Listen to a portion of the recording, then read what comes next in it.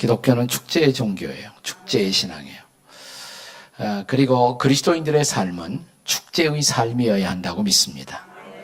왜냐하면 예수님이 어느 날 하나님의 나라를 설명하면서 하나님의 나라는 어떤 사람이 잔치를 배설한 것과 같다 그랬어요. 하나님 나라는 잔치예요. 그리스도인의 인생은 잔치예요. 지금은 우리가 꽤 잘 살게 되어서 잔치한다고 해도 별로 감동이 없지만 옛날 참 어려웠던 시절은 잔치한다고 그러면 그건 굉장한 소망이었고 기대였습니다. 잔치, 축제.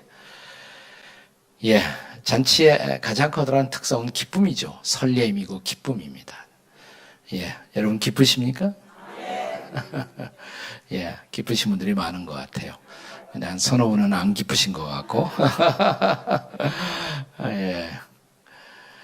어떤 젊은이 한 사람이 군대 갔다가 휴가를 맡아서 집에 왔는데 아버지 표정이 아주 안 좋더래요. 그래서 아버지 무슨 근심 있으세요? 그러니까 아니 없다. 근데 아버지 표정이 왜 그러세요? 글쎄 아무 일 없는데.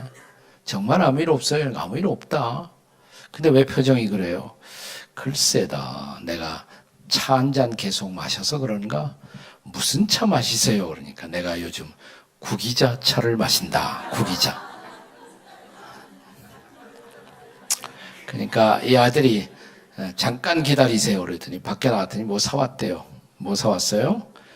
피자를 사왔대요. 피자. 제 말을 이해하지 못하신 분이 많아요. 이거 구기지 말고 피자 이 말이에요. 아, 피자. 우리 앞뒤에 전후자와 있는 거라고 핍시다 한번 해보세요. 핍시다. 네. 아까보다 훨씬 더 밝아지셨습니다. 자, 근데 문제는 어떻게 우리가 인생을 살다 보면 수많은 문제가, 어려움이 계속 찾아오는데 어떻게 우리가 잔치 인생을, 축제 인생을, 그런 기쁨의 인생을 살 수가 있겠습니까? 오늘 그 비밀을 함께 찾으려고 해요. 네. 그리고 여러분의 교회가 축제하는 교회, 축제하는 공동체, 잔치하는 공동체로 이 땅의 순간뿐만 아니라 앞으로 계속 축제하는 공동체가 되려면 어떻게 해야 할 것인가? 그 첫째 비밀은 이것입니다. 우리가 축제 공동체를 만들고 축제 인생을 살아가는 비밀 첫 번째는 우리 날마다의 삶의 마당에 예수님을 초청해야 된다는 거예요. 따라서 하세요. 날마다 예수님을 초대합시다. 네, 옆에 사람에게 해보세요. 날마다 예수님 초대하십시다. 이렇게. 자, 오늘의 본문은 텍스트는 우리가 잘 아는 요한복음 2장입니다. 소위 예수님이 갈릴리 가나에서 혼인잔치에서 물을 포도주로 바꾸신 사건.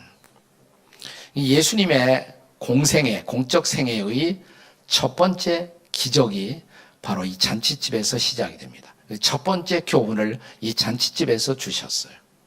예수님의 생애가, 공적 사역이 이 잔치집에서 시작되었다는 것도 의미심장하죠. 자, 오늘 요한복음 2장은 이렇게 시작합니다. 사흘째 되던 날, 갈릴리 가나에 혼례가 있어. 사흘째 되던 날 이렇게 시작하는데 그 사흘째 되던 날이 뭘 의미할까? 아마 요한복음 1장에 뭔가 사건이 일어나고 사흘이 지났다는 말일까? 그럴 수도 있어요. 그렇지 않을 수도 있습니다. 흥미로운 것은 전통적인 유대인들은 한 주간을 부를 때 우리처럼 월요일, 화요일, 수요일, 목요일, 금요일, 토요일, 일요일, 주일 이렇게 부르지 않습니다. 전통적인 유대인들은 한 주간을 어떻게 부르냐면 첫째 날, 둘째 날, 셋째 날, 넷째 날, 다섯째 날, 여섯째 날, 그리고 그 다음 날을 샤바트, 안식일 이렇게 불러요. 그것은 창세기 1장에 나타난 하나님의 창조의 순서를 따라가는 것이죠. 창조의 순서. 전통적 유대인의 안식일은 토요일이에요. 토요일. 정확하게 말하면 금요일 해가 질 때부터 토요일 해가 질 때까지. 그게 안식일이에요. 안식일 다음 날이 첫째 날이에요. 그러니까 유대인들의 첫째 날은 우리에게 무슨 요일이에요? 주일이에요. 둘째 날은? 예? 첫째 날은 일요일, 둘째 날은 뭐예요? 월요일. 예, 별로 어렵지 않죠? 예.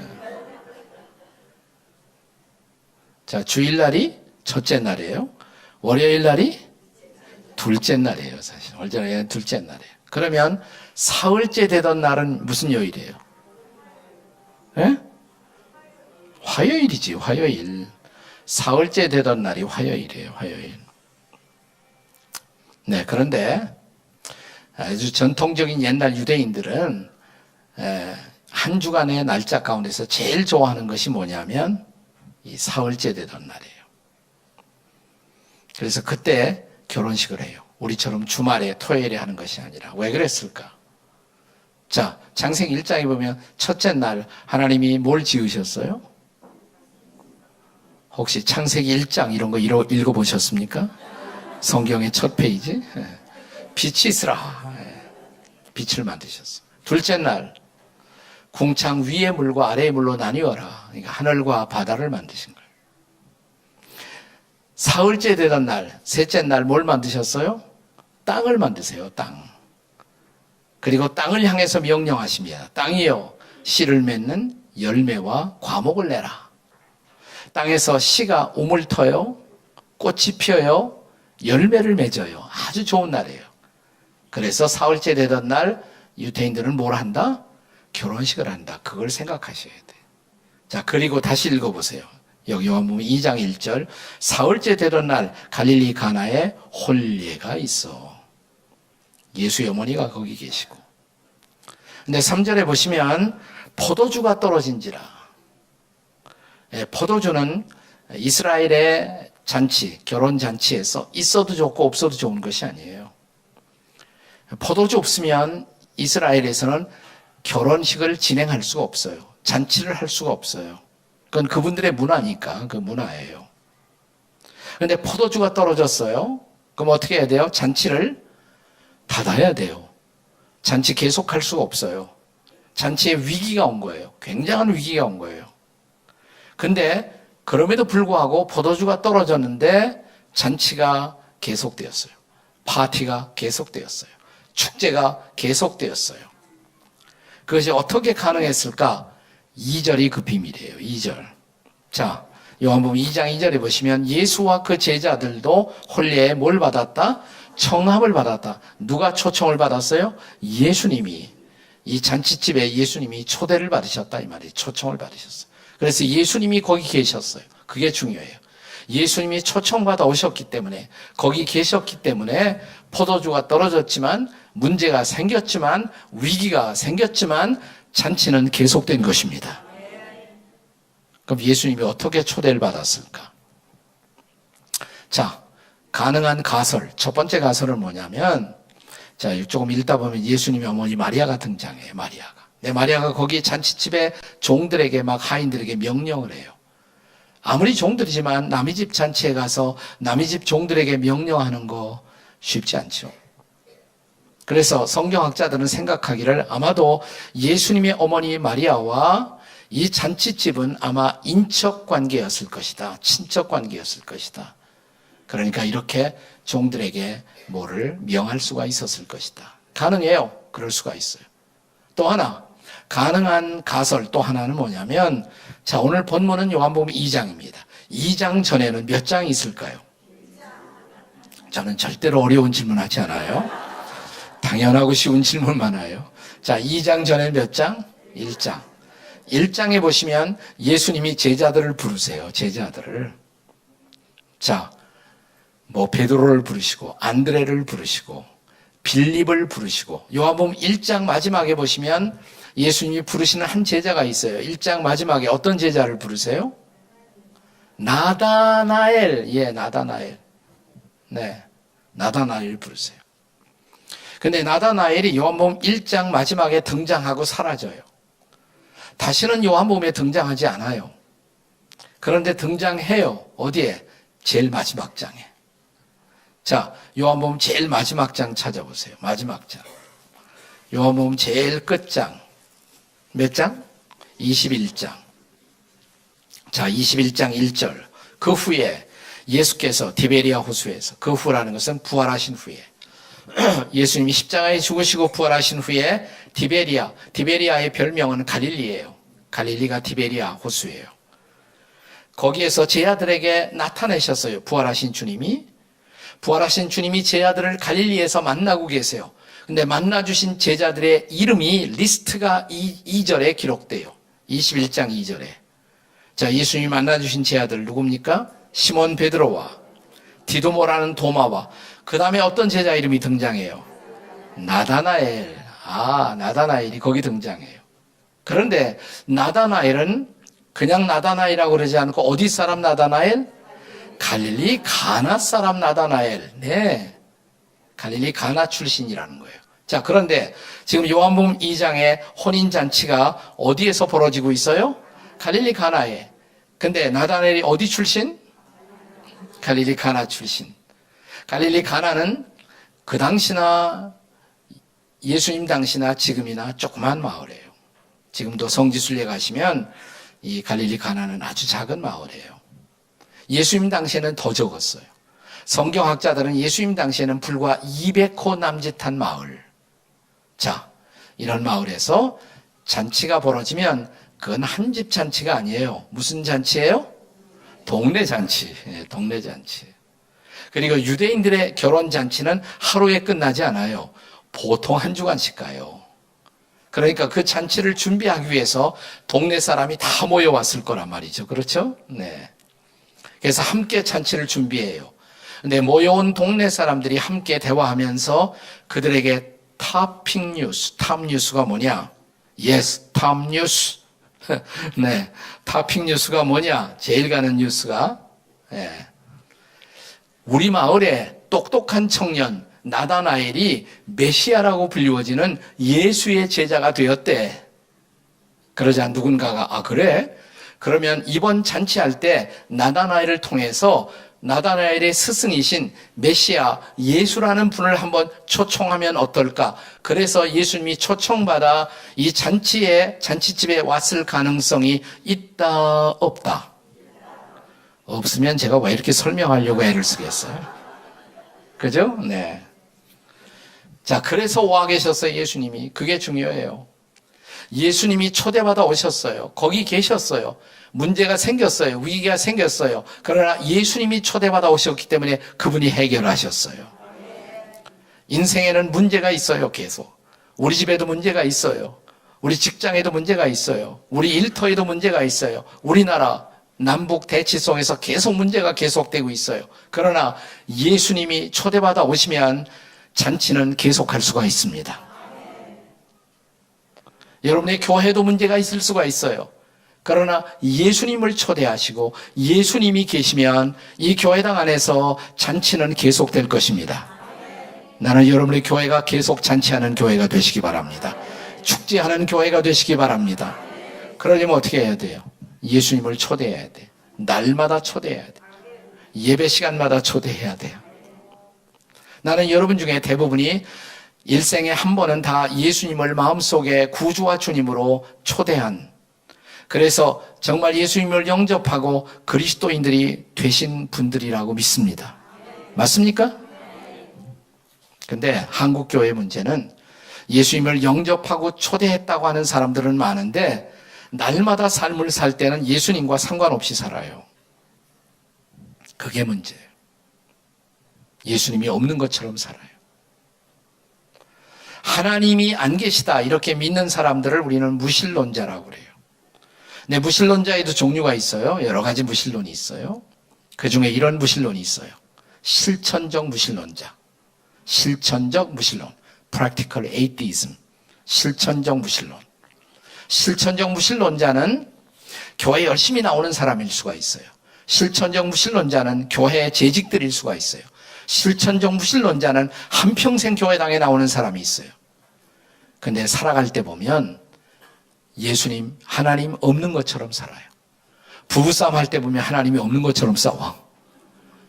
인생의 중요한 결정하면서 하나님과 의논도 안 하고 결정해요. 하나님이 안 계신 것처럼. 이게 실천적 무신론자예요. 그런 사람 없어요? 어떤 교회에서 주일학교 학생들이 야외 예배를 갔어요. 그래서 아주 경치 좋은 데 가서 온종일 아주 즐겁게 시간을 보냈습니다. 저녁 무렵 인솔에 갖고 온 전도사님이 아이들 담아놓고 물었어요. 어린이 여러분, 오늘 재밌었어요? 그러니까 아이들이 예! 하고 대답을 합니다. 전도사님이 또 묻습니다. 그러면 오늘 누가 와서 한번 감사기도 할까요? 대표로? 한 소년이 손을 들어서 자원해서 감사기도를 하겠다고 그래요. 나오라고, 기도하라고 마이크를 줬어요.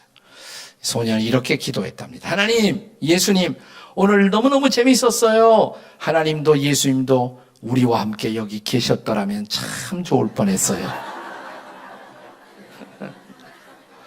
우리는 하나님 빼놓고 예수님 빼놓고 우리끼리 좋은 시간 가질 수가 있어요. 안 되죠. 우리가 하는 모든 일 가운데 예수님을 초대해야 돼요. 우리가 예배할 때마다 예수님 초대해야 돼요. 특별히 교회 회의할 때 예수님 초대해야 돼. 예배 시간에는 아주 경건한 성도들이 회의만 하면 갑자기 마귀로 변해. 회의할 때도 예수님 모시고 해야 되죠. 예수님. 거기에도 예수님을 초대해야 할 줄로 믿습니다. 예수님이 함께 하시면, 예수님이 초대받아 오시면 축제는 계속될 것입니다. 우리의 잔치도 계속될 것입니다. 나는 여러분의 교회가 진실로 축제하는 공동체가 되시기를 바랍니다. 여러분의 삶이 축제하는 삶이 되시기를 바랍니다. 첫째로, 그러려면 어떻게 해야 돼요? 날마다 예수님을 초대해야 된다. 다시 한번 따라서 날마다 예수님 초대합시다.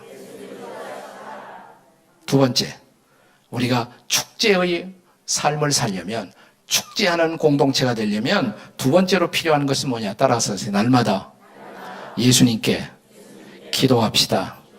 따라서 해보세요. 옆에 사람에게 시작. 날마다 예수님께 기도합시다. 자, 3절 다시 읽어요. 요한복음 2장 3절 다 같이 읽겠습니다. 시작. 포도주가 떨어진지라 예수의 어머니가 예수에게 이르되 저들에게 포도주가 없다 하니. 자, 여기에 이제 3절에 예수님의 어머니 마리아가 드디어 등장합니다. 예수님의 어머니를 주목해 보세요. 자, 포도주가 떨어진지라 문제가 생겼어요. 중요한 문제. 잔치를 계속 못할 문제가 생긴 거예요. 포도주가 떨어진지라. 근데 성경은 그런 문제도 기록해요. 성경은 문제를 피해가지 않아요. 문제를 기록해요. 그리고 문제를 극복할 수 있는 해답을 제시합니다. 포도주가 떨어진지라 예수의 어머니가, 마침 거기에 예수의 어머니가 계셨어요. 예수에게 이르되, 즉 포도주가 떨어진 문제를 발견하자마자, 알자마자 그 문제를 붙들고 예수님의 어머니 마리아가 누구한테 갔어요? 예수님께 갔어요. 그리고 뭐라고 말합니까? 저들에게 포도주가 없다. 문제를 아뢰었어요. 문제를 발견하자마자 문제를 붙들고 예수님 앞에 와서 문제를 보고했어요. 아뢰었어요. 기도했다 이 말이에요. 우리는 어떻게 합니까? 문제가 생겼어요? 이 사람 저 사람에게 도움을 청합니다. 이 은행 저 은행도 가봅니다. 다 안 돼요. 그럼 우리는 어떻게 말합니까? 할 수 없다. 기도나 해볼까? 여러분에게 기도는 그 정도의 의미를 갖습니까? 자, 여기는 문제가 생기자마자 어머니 마리아는 어떻게 했어요? 즉각적으로 예수님께 왔어요. 그리고 예수님께 문제를 아뢰었습니다. 예수님 문제가 생겼어요. 그래서 해결되기 시작했어요. 여러분, 문제가 있다는 것은 문제가 아니에요. 문제를 극복하지 못하는 것이 문제예요. 문제는 어디나 있어요. 문제 없는 가정이 없고 문제 없는 교회가 없어요. 교회도 다 문제가 있어요. 큰 교회도 있고 작은 교회도 있고, 큰 교회는 큰 문제, 작은 교회는 작은 문제 다 있어요. 우리 침례교 목사님 가운데 세계적인 설교가 한 사람이 있어요. 스폴전이라는 영국의 목사님이 계신데, 한 청년이 와서 이 스폴전 목사님에게 이런 상담을 요청하면서, 목사님, 나는 내가 나가는 교회에 더 이상 나갈 수가 없어요. 너무 문제가 많아요. 목사님, 문제 없는 교회 하나 소개해 주세요. 빙그레 웃더니 스폴전 목사님이 그 청년에게, 청년, 자네가 찾아보게. 부지런히 문제 없는 교회나 찾아보게. 그리고 찾거든 나에게도 꼭 알려주게. 나도 그 교회의 교인 되고 싶네. 그런데 말이야, 충고할 것이 있네. 뭡니까? 자네가 그런 문제 없는 교회를 찾거든 자네는 제발 그 교회의 교인이 되지 말게나. 왜요? 자네가 끼면 그날부터 그 교회는 문제가 생길 것 같아. 우리 한 사람 한 사람이 다 문제를 갖고 있어요. 문제 있는 사람이 모이니까 문제는 있을 수밖에 없어요. 우리나라도 문제가 많잖아요. 그래서 문재인 대통령을 대통령으로 뽑았잖아요. 예. 문제 있는 것은 문제가 아니에요. 문제를 극복하지 못하는 것이 문제예요. 다시 한번, 문제가 있는 것은 문제가 아니라 문제를 극복하지 못하는 것이 문제. 문제가 있는 것이 문제가 아니라 문제를 극복하지 못하는 것. 해봐요. 옆에 사람에게. 시작. 문제가 있는 것이 문제가 아니라 문제를 극복하지 못하는 것이 문제입니다. 예.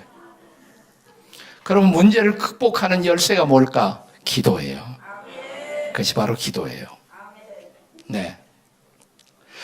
문제를 염려한다고 해서 염려는 해결되지 않아요.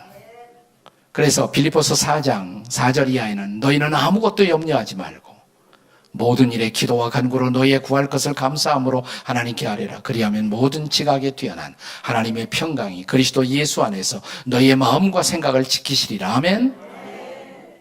잘 들어보세요. 아무것도 염려하지 말고 모든 일에 기도와 간구로. 대조적인 단어가 있어요. 아무것도 염려하지 말고 모든 일에 기도와 간구로. 그러니까 염려할 모든 것을 기도할 모든 것으로 바꾸라 이 말이에요. 자, 염려거리가 생겼어요. 그러면 그리스도인들에게 우리에게 염려거리가 아니에요. 뭐예요? 그것은 기도거리예요. 기도거리. 자, 염려할 문제 생겼어요. 우리에게 뭐예요? 기도거리. 기도해야겠구나. 자, 기도하면 벌써 그 문제는 해결되기 시작하는 것입니다. 제가 어떤 책을 읽다 보니까 아프리카에 많이 서식하는 새 가운데 세크레터리 벌드라는 새가 있대요. 세크레터리 벌드. 네, 직역하면 비서새, 새 이름이 괴상하죠. 이 새는 평소에 잘 날아갈 수가 있는 새예요. 근데 위기를 느끼면, 위험을 느끼면, 누군가가 자기를 공격하려고 한다, 위기를 느끼면 그나마 날 수 있는 새가 날지 못하고 기다가 붙잡히는 새. 그게 세크레터리 벌드, 비서새. 내가 그 얘기를 읽다가 그게 꼭 내 꼬라지 같다 이런 생각을 해요. 내 꼬라지 같다. 즉 다시 말하면 날아야 할 때 날지 못하는 이 새의 모습. 기도의 날개를 펴고 보좌를 향해서 나아가야 할 때 그렇게 기도의 날개를 펴지 못하는 내 모습. 나와 똑같다 이런 생각을 했어요. 근데 제가 어느 날 하와이 갔다가 동물원에 들어갔어요. 동물원에 들어갔는데, 네.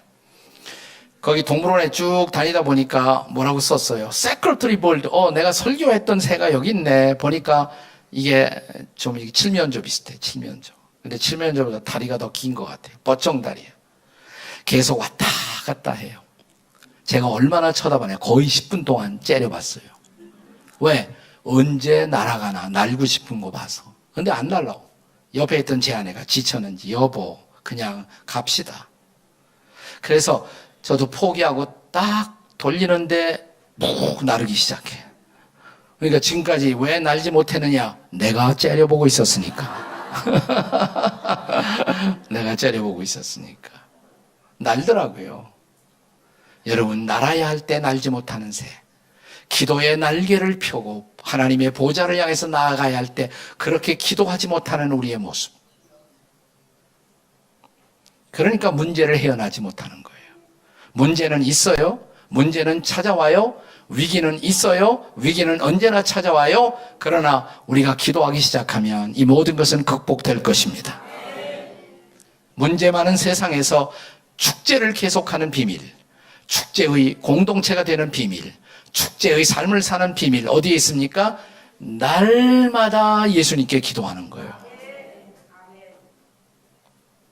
늘 기도로 교통하는 삶.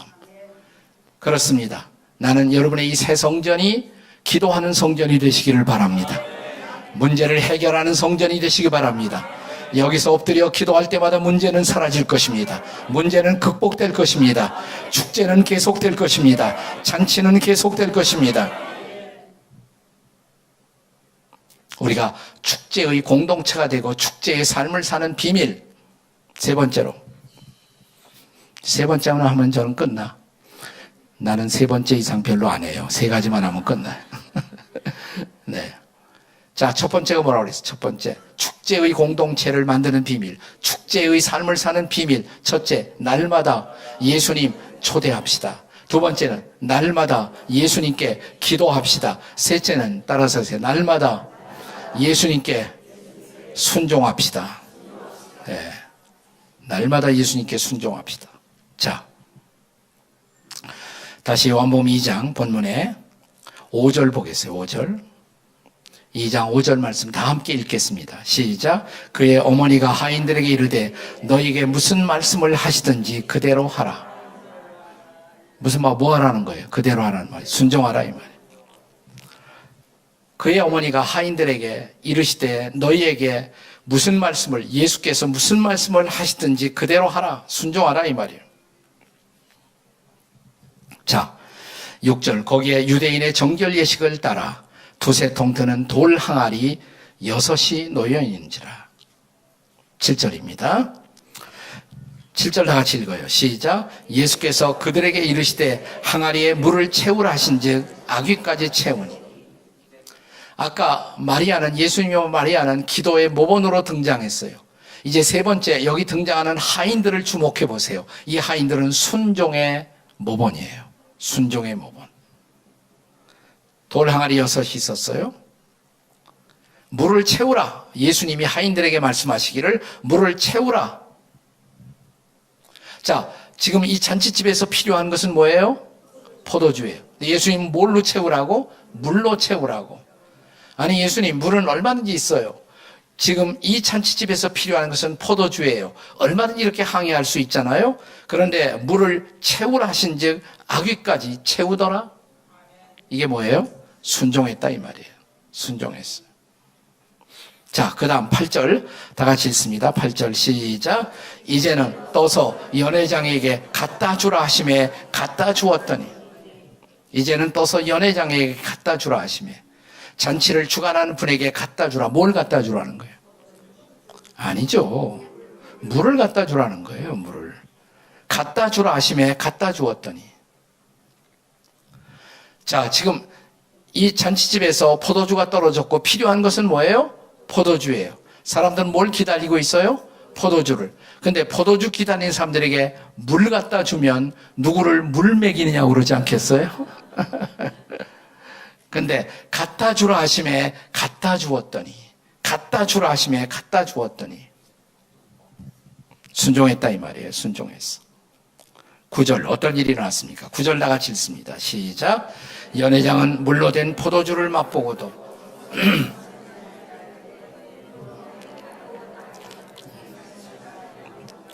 네, 연회장이 하인들이 가져온 것을 맛을 봤어요. 그랬더니 물이 아니에요. 포도주예요. 극상품 포도주의 맛이에요. 이미 벌써 기적은 일어나는 것입니다. 아, 도대체 포도주가 어디 있었지? 잔치를 주관하는 사람조차 포도주가 어디서 나는지 알지 못했다 그랬어요. 그런데 그 다음에 성경은 기록하기를 물 떠온 하인들은 알더라 그랬어요. 물 떠온 하인들은 알더라. 이게 중요해요. 우리는 알지. 우리는 그냥 물만 채웠어. 근데 이게 포도주라고? 그렇다면 메시아라고 불리워지는 저분이 저 선생님이 하신 일임에 틀림이 없어. 물 떠온 하인들은 알더라. 누가 알았어요? 하인들이. 나는 이 대목을 이렇게 읽고 싶어요. 순종한 하인들은 알더라. 따라서 하세요. 순종한 하인들은 알더라. 누가 알아요? 순종한 하인들이 알아요. 누가 예수님의 능력을 알아요? 순종하는 사람들이.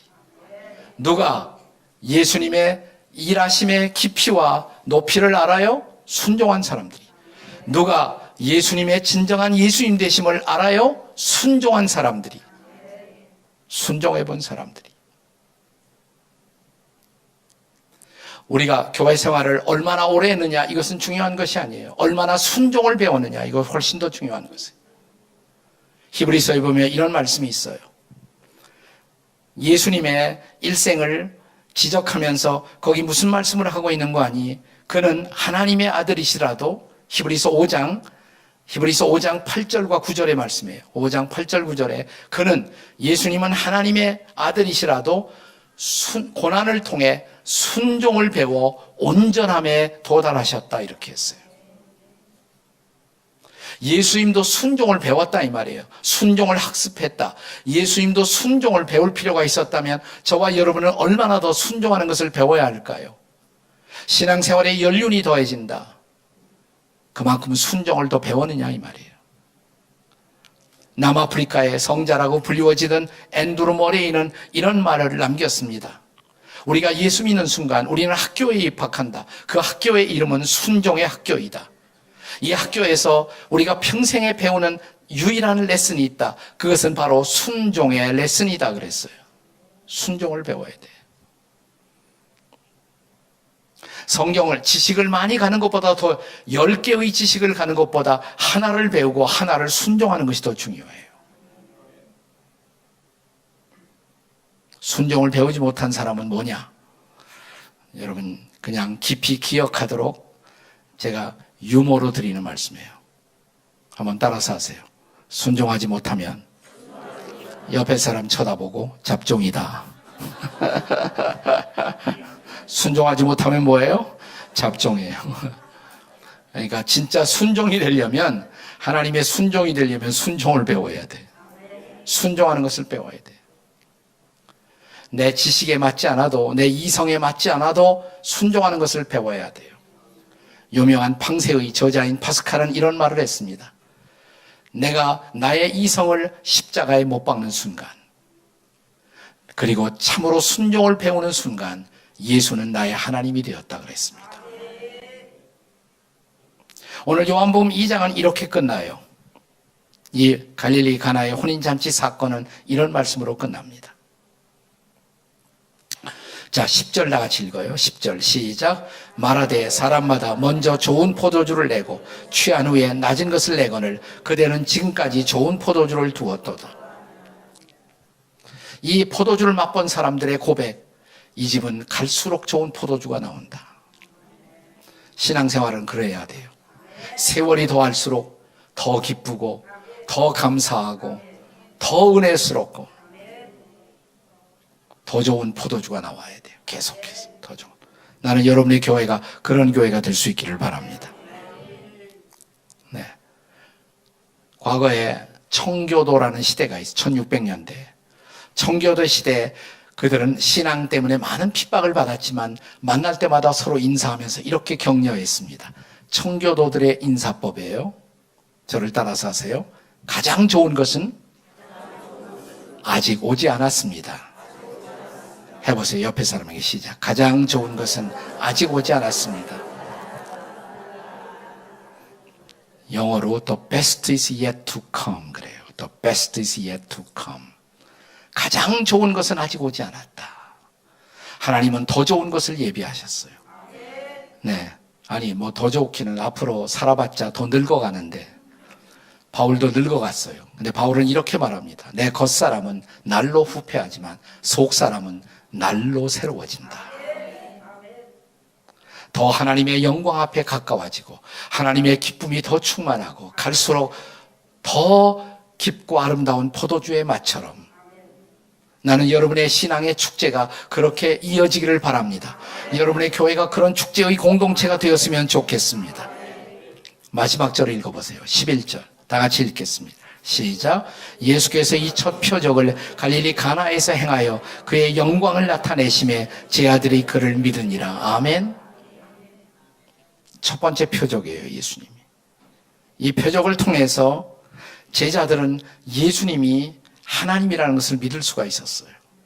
그리고 하나님께 영광을 돌렸어요. 정말로 하나님께 영광을 돌리는 삶, 그런 축제 인생을 살려면 사랑하는 여러분, 이 세 가지 교훈을 잊지 마세요. 첫째가 뭐예요? 날마다 예수님을 초대하셔야 돼. 우리의 삶의 모든 장마다, 모든 기회마다 예수님을 초대해야 돼. 그리고 두 번째로 무슨 문제가 생기든 무슨 어려움이 생기든 뭐 해야 돼요? 날마다 예수님께 기도하는 삶. 더 중요한 것은 날마다 뭐예요? 예수님의 말씀에 어떻게 해요? 순종하는 삶. 말씀에 순종을 해야 돼. 말씀만 밤낮 듣기만 하면 안 돼. 순종을 해야 돼. 어떤 사람이 천국에 왔대요. 딱 보니까 예수님이 계시는 거예요. 진짜 천국에 와서 진짜 예수님을 만나니까 너무 당황을 하는 모양이에요. 그래서 첫 마디를 이렇게 말했대요. 여러분은 딱 천국에 와서 예수님 만나면 뭐라고 그럴 것 같아요, 여러분은? 이 청년이 이렇게 말했대요. 예수님, 말씀은 많이 들었는데 처음 뵙습니다.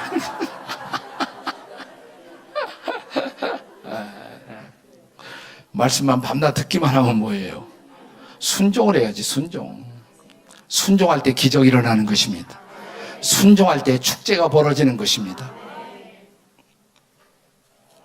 제가 좋아하는 이야기 하나 들려드리려고 해요, 마지막으로. 저는 어제 그제 사실 미국에서 시카고에서 유학한 학생들을 코스타라는 집회에 제가 참석하고 막 돌아왔어요. 네, 이 코스타는 1986년에 제가 미국에서 이민 목회를 하면서 처음 시작을 했어요. 네. 조그맣게 시작했어요. 한 200명으로. 근데 지금은 전 세계에서 1년 동안에 코스타 집회가 약 30번 열려요. 30번. 그 중에는 처음에는 대학원생들하고 시작했는데 대학생, 이제는 중고등학생 유스 코스타까지 세계 16개국에서 코스타 모임이 지금 계속 한국 유학생들이 참석하고 있어요. 제가 1980년대에 미국 처음에 갔을 때는 대개 미국에서는 유명한 대학들이 한국처럼 도시에 있는 것이 아니라 시골에 있어요. 지방에 대학들이 있어요. 그러니까 거기에 미국 교회는 있지만 한국 교회가 없는 거예요. 한국 교회. 그래서 가서 미국 교회 가야 뭐 영어도 잘 알아듣지 못하고 신앙생활하기가 참 어려웠단 말이죠. 아마는 제가 80년대 1987년이라고 제가 기억이 85년이에요. 85년에 펜실바니아에 거기 유펜이라는 대학이 있는데 거기 있는 학생들, 또 펜스테이트라는 그 두 개의 대학교의 학생들이, 유학생들이 모여서 함께 집회를 하는데 목사님 와서 좀 집회를 인도해달라고 미국 교회 빌려갖고 집회를 했어요. 네, 그리고 서로 유학생들하고 은혜를 나누었습니다. 그리고 저는 제가 있던 워싱턴에 있는 제가 목회하던 교회로 이렇게 오는데 마음이 아팠어요. 나는 사흘 동안 좋은 시간 가졌지만 교회도 없고 한국 교회도 없고 이들이 앞으로 어떻게 신앙생활을 하지? 마음에 부담이 돼서 제가 이 집회 갔다 와서 계속 기도를 했어요. 새벽마다. 하나님, 이 유학생들을 어떻게 좀 도울 길이 없을까? 그런데 갑자기 어느 새벽 무슨 생각이 드냐면 한국에서는 젊은이들이 여름철에 수련회를 많이 가잖아요. 여름철에 청년회, 대학부 이런 수련회 가면 거기서 은혜 받으면 1년 내내 신앙생활 잘 하잖아요. 그래서 유학생들을 위한 축제, 수련회를 한번 만들어주면 어떨까 이런 생각이 들었어요. 그래서 우리 교회 나오고 있었던 유학생 성경 공부 모임이 있는데 유성회 유학생 성경 공부 모임에서 그 얘기를 나누니까 학생들이 너무 좋아하는 거예요. 재직들하고 얘기를 하는 재직들이 너무 좋아해요. 1986년 여름에 제가 목회하던 교회에서 그렇게 멀리 떨어지지 않은 곳에 수양관을 빌려서 처음으로 코스타라는 유학생 축제를 열었어요. 네. 얼마나 많은 학생들이 여기서 은혜를 받는지. 네. 그렇게 시작했어요. 근데 그때 나는 그 모임이 그렇게 커질 줄 몰랐어요. 근데 그 소식을 듣고 일본에서, 호주에서, 유럽에서, 남아프리카에서, 남미에서, 네. 계속 코스타 모임들이 시작됐어요. 코스타 모임들이. 제가 새벽 기도회 하다가 주님 앞에 물었던 질문, 하나님 유학생을 어떻게 하면 좋아요? 그때 마음에 떠올랐던 하나님의 음성, 네가 한번 유학생들을 위한 잔치 해주지. 그럴까요? 이 단순한 순종, 이 짤막한 순종이 위대한 축제를 만드는 거예요. 위대한 축제를. 나는 코스타 모임이 제 목회 다음으로 제가 열심히 평생 했던 일인데 그렇게 될 줄 몰랐단 말이죠. 그렇게 될 줄 몰랐어요. 제가 이 코스타 모임에서 겪었던 또 아름다운 이야기 하나를 저는 잊을 수가 없어요. 제가 며칠 전에도 시카고에 그 코스타를 다녀왔습니다만 그 시카고 모임에 옛날 미국 젊은이들에게 큰 영향을 끼치던 강사 한 분을 제가 초대했습니다. 토니 캄폴로라는 목사님이에요. 그분은 목사님이면서 대학교 사회학 교수예요. 이스턴 칼리지라는 우리 침례교 계통의 대학에서 가르치는 교수님이었어요. 목사님이고 그분을 코스타의 강사로 우리 한국 유학생들에게 이번에 메시지를 들려드렸으면 좋겠다 그래서 초대를 했거든요. 그래서 오래전에 그 모임에 오셔서 그분이 참 이 코스타 모임에 많은 분들이 다녀갔어요. 여기서 많은 분들이 하나님을 믿었고 헌신했고 선교사로 나갔고 여러분이 잘 아는 이용규 선교사도 코스타에서 선교사 되기로 헌신한 거예요. 내려놓음의 저자 이용규. 예. 그 토니 캄폴로가 와서 저희 코스타 축제에서 설교를 하시면서 들려주었던 이야기 하나를 저는 평생 잊어버릴 수가 없어. 이분이 이런 얘기를 해요. 그때 한 이야기 갖고 나중에 조그만 책자 하나를 만들었어요. 그 책자가 한국말로 번역도 돼 있어요. 제목이 뭐냐면 The Kingdom of God is a Party. 하나님의 나라는 파티입니다. 축제입니다. 이분이 한번 하와이에 집회를 하러 가셨어요. 하와이에. 근데 비행기 시간이 잘못돼 갖고 첫날 집회를 못 하셨대요. 그리고 비행기가 너무 늦게 도착해 갖고 밤 12시 넘어서 호텔에 들어오신 거예요. 저녁 식사도 제대로 못 하고 체크인하고 자, 방 잡아놓고 너무 좀 배가 고프시고 그래갖고 나와갖고 하와이에 그 해안가를 쭉 걸으면서 혹시 늦은 시각이지만 식당 열린 데 있나 기웃기웃거리는데 식당 하나가 열려 있더래요. 들어갔어요. 네. 그때는 벌써 밤 1시가 넘어서 2시가 가까운 시각인데 자 식사 오더하고 조금 후에 막 음식을 먹으려고 그러는데 갑자기 식당 문이 열리더니 한 무리의 여인들이 우르르 들어오더래요. 보니까 범상하지 않은 여인들이야. 거리의 여인들이었어요. 거리의 여인들. 그들이 들어와서 식당 한 모서리에 자리를 잡더래요. 반대편에서 이 목사님, 토니 캄폴로 목사님이 교수님이 식사를 하고 있는데 이분들이 하는 소리가 다 들리더래요. 한 분이 그러더래요. 야, 내일이 내 생일이다. 그러니까 옆에 있는 친구들이 그래서 어쨌단 말이냐? 생일 잔치 해달라는 말이냐? 내가 언제 생일 잔치 해달라고 그러니? 근데 그 소리를 왜 아니? 생일 케이크라도 사달란 말이니? 내가 언제 생일 케이크 사달라니? 싸움이 벌어진 거예요, 싸움이. 그걸 듣다가 잠깐 마음속에 애잔한 마음이 들더래요. 저 여인들이 왜 저럴까? 그냥 내일 생일이다 그러면 시간이 빨리, 세월이 빨리 흐르구나. 그러고 지나가도 되는데 그렇게 아무것도 아닌 거 가지고 싸워대는 이유. 그 마음속에 상처 때문에 그런단 말이에요. 상처 때문에. 식사하다 말고 기도하셨대요. 하나님, 저 여인들 어쩌면 좋아요. 그때 하나님의 음성 같은 것이 들려오더래요. 마음속에서. 알았어요, 주님. 그랬대요. 식사를 마무리하면서 나오면서 이제 식사 요금을 지불하려고 그러는데 식당 주인이 잠깐 기다리세요 하고 가더니 그 여자들에 가더니 계속 싸우고 있으니까 지금까지 나가라고. 시끄럽다고. 할 수 없이 여자들이 툴툴거리면서 나가더래요. 자, 그 모습을 보고 물었대요. 저 여자분들이 자주 이 식당에 옵니까? 그러니까 자주가 뭡니까? 새벽 2시, 3시. 매일 새벽에 오죠. 골치 아픈 손님들이죠. 그러면 내일 새벽에도 오겠네요. 오겠죠. 아, 그렇군요. 그 중에 한 분이 생일이라고 그러는데, 내일이 생일이라고 그러는데, 제 마음에 그분을 위해서 생일 잔치를 해드리고 싶은 생각이 들었습니다. 그래도 괜찮을까요? 근데 갑자기 식당 주인 옆에 있던 부인이 튀어나오더니, 손님, 어떻게 그렇게 좋은 생각을 하셨어요?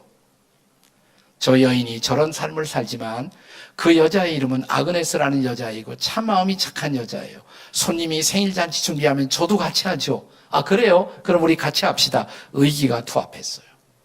그 이튿날 집회를 조금 일찍 끝내고 밤 9시 넘어서 도착을 했어요. 호텔에, 이 식당에 식당에 도착해서 식당을 막 꾸미기 시작해요. 데코레이션 하기 시작해요. 식당을 막 장식하고 이렇게 음식을 주문하고 케이크를 주문하고 준비하다가 물었대요. 식당 주인 부인에게. 그 주인공 오늘 오기 전에 미리 친구들은 미리 와서 좀 도착하게 할 수 있을까요? 그거 문제 아닙니다. 저분들도 위기의 질서가 있고요. 그 대장되는 리더가 있는데 제가 그 여자한테 연락하면 문제가 없습니다.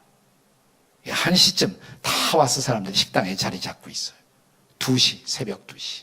약속된 시각에 생일 맞은 주인공이 식당 문을 열고 들어오는 순간 갑자기 식당 안에 있던 모든 사람들이 다 일어납니다. 일제히 등불이 환하게 켜지고 일제히 들어오는 여인을 향해서 노래를 부르기 시작해요. Happy birthday to you, Happy birthday dear Agnes. 들어오다가 깜짝 놀라. 이게 뭐야 도대체 무슨 관계야. 그때 갑자기 자기 앞으로 케이크 하나가 쫙 와요. 생일 케이크. 누군가 이렇게 말합니다. 아그네스, 내 생일 케이크야.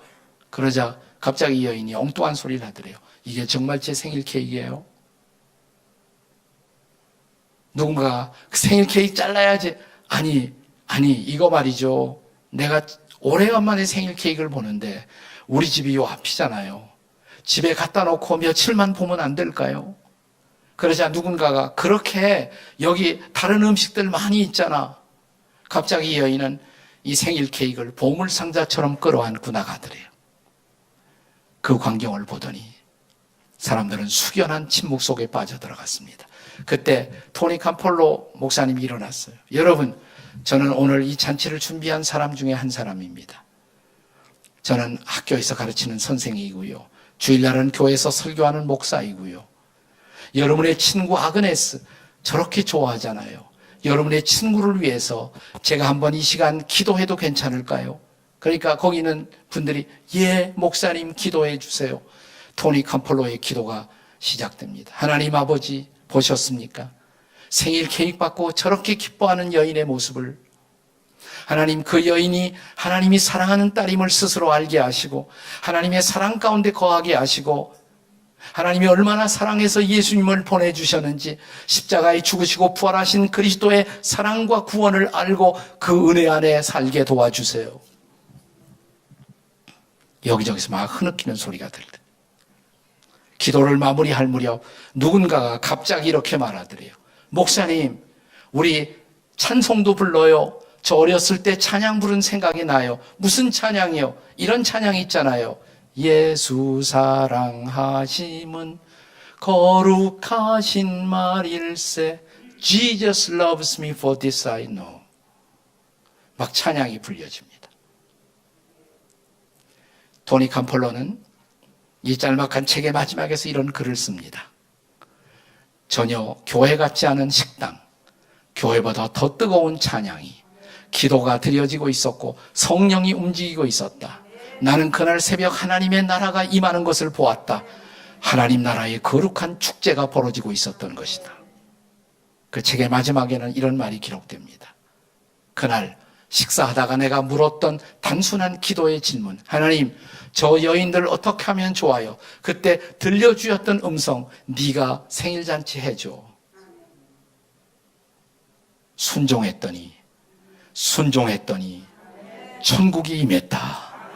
순종했더니 축제가 벌어졌다. 그리고 그 사건 때문에 토니 캄폴로는 자기 제자 한 사람을 보내서 바로 그 지역에 그 여인들을 위해서, 동네 사람들을 위한 자그마한 교회 하나가 개척되었다고. 순종의 기적인 것입니다. 순종의 축복인 것입니다. 나는 여러분의 교회가 순종하는 교회가 되시기 바랍니다. 그래서 순종으로 말미암은 축제가 계속되기 바랍니다. 축제하는 공동체가 되시기 바랍니다. 그리고 여러분의 인생도 축제하는 인생이 되시기 바랍니다. 그런 은혜가 임하시기를 주의 이름으로 축복합니다. 기도하시겠습니다. 같이 기도하시겠습니다.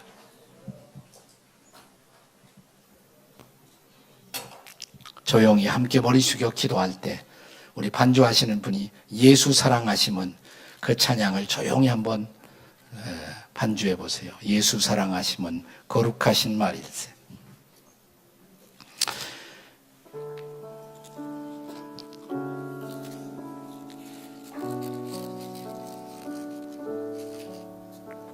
우리 옛날에 많이 불렀잖아요. 우리 기도하면서 함께 이 찬양을 불러보세요. 다 같이 예수 사랑하심을, 예수 사랑하심을 성경에서 배웠네. 우리들은 약하나 예수 권세만 도다. 날 사랑하심, 날 사랑하심, 날 사랑하심, 날 사랑하심,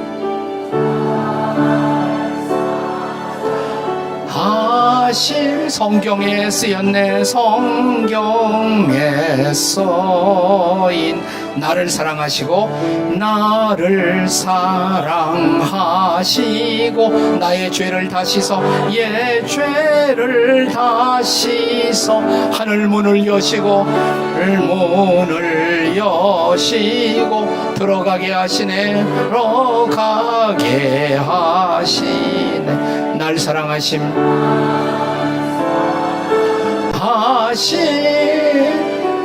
날 사랑하심, 날 사랑하심.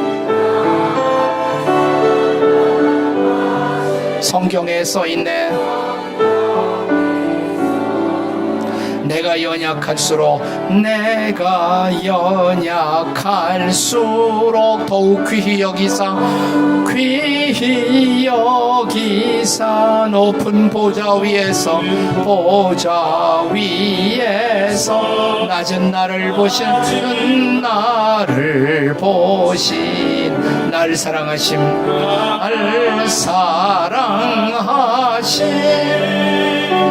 날 사랑하심, 날 사랑하심. 성경에 쓰여있네. 성경에 써있네. 세상 사는 동안에 나와 함께 하시고 세상 떠나가는 날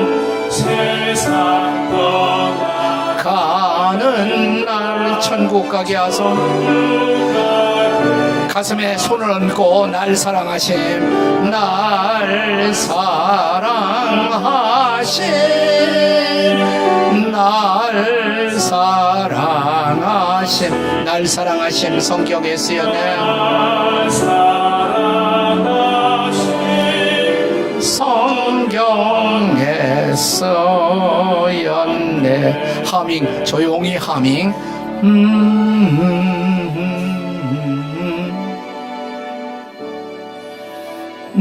조용히.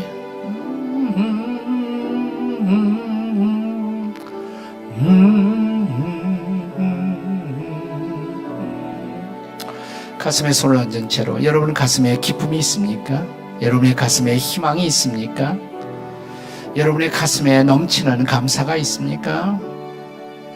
아니면 혹시 마음의 슬픔과 실망과 낙담이, 걱정이 여러분의 마음을 지배하고 있지는 않습니까? 넌 먼저 내 마음에 축제가 벌어져야 돼. 내 마음에 기쁨이 있어야 돼.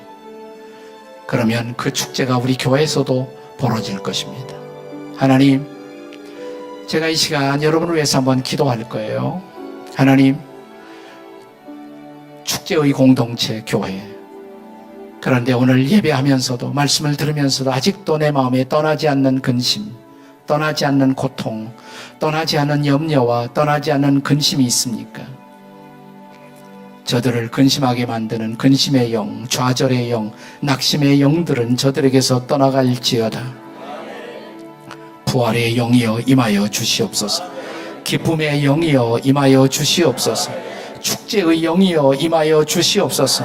우리의 마음을 기쁨으로, 축제로, 소망으로 채워 주시옵소서. 일어나 감사하게 하시고, 일어나 찬양하게 하시고, 일어나 잔치하게 도와주시옵소서. 우리 집이 잔치하는 집이 되게 하시고 우리 교회가 잔치하는 교회가 되게 해 주시옵소서. 건물만 새 성전이 아니라 여기서 날마다 축제가 계속되는 교회가 되게 해 주시옵소서. 기쁨을 모르는, 소망을 모르는 수많은 이웃들이 여기에 와서 예수님 만나고 축제를 계속하게 도와 주시옵소서. 오 성령님 역사해 주시옵소서. 오늘 그런 놀라운 은혜가 임하게 도와 주시옵소서. 우리의 구주여 주님이신 주 예수 그리스도의 이름으로 기도드립니다. 아멘.